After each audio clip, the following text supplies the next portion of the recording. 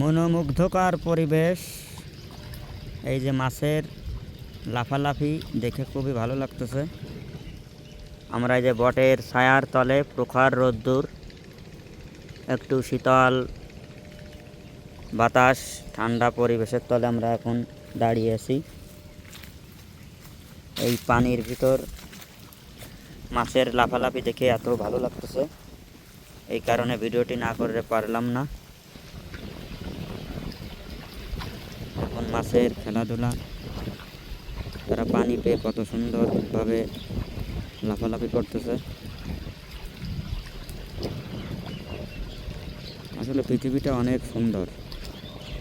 এই সুন্দর পরিবেশটাকে আমরা মানুষরাই নষ্ট করে ফেলতেছি দিন দিন। এই মাঠ দেখেন, মাঠ যেদিকে চোখ যায় শুধু ধান আর ধান।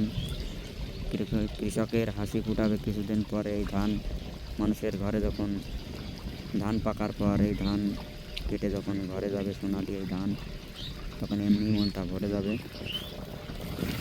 আর আমি যেখানে আছি দেখুন, বটের কচি পাতাগুলো, এই যে বসন্তের পর গাছের পাতা, পুরাতন পাতা পড়ে যে নতুন পাতা এসেছে, চিরসবুজ পাতা, এগুলো দেখলে এমনি মনের ভিতরে সবুজ হয়ে যায়। আর সবুজ দেখতে সবারই ভালো লাগে। এই স্থানটি হলো বেতেঙ্গা, আমাদের তুলারামপুরের পাশে বেতেঙ্গা নামক গ্রাম। এই যে রাস্তার মোড়ে এই যে বট গাছ।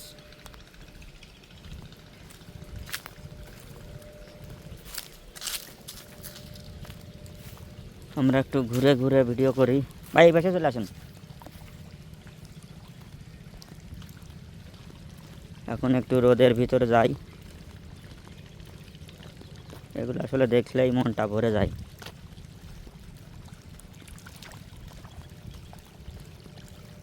আপনারা দেখতে পাচ্ছেন এখন ভিডিওটি আরও উজ্জ্বল হয়ে গেছে, যেহেতু আমি রোদের ভিতরে চলে এসেছি। এই মাছের শব্দ আপনারা শুনতে পাচ্ছেন কিনা, লাফালাফি শব্দটা আমি একটু আপনাদের শোনানোর জন্য পানির কাছে আসলাম।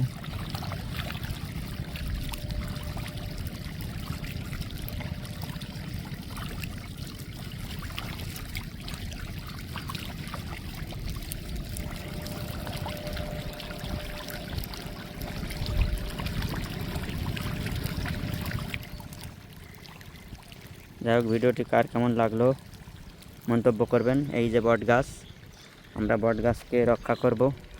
অনেক জায়গা আছে বট গাছ আমরা কেটে ফেলি, বটের এই বৃক্ষগুলো এখন আর দেখা যায় না সব জায়গায় গ্রাম অঞ্চলে।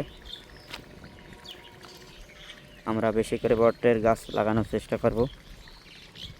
বটের গাছের আসলে অনেক অবদান, বিশেষ করে প্রখর রৌদ্রে। এই যে আমরা এখানে গাছের ছায়ার তলে মানুষ, আমরা বিশ্রাম নিই। এই বট গাছের তলে আসলে যে এত ভালো লাগে, যারা আসেননি তারা কখনো এটা বুঝতে পারবেন না। এই জায়গাতে নির্মল বাতাস, এমনি মনটা সতেজ হয়ে যায়। এই আর কি, সবাই ভালো থাকবেন।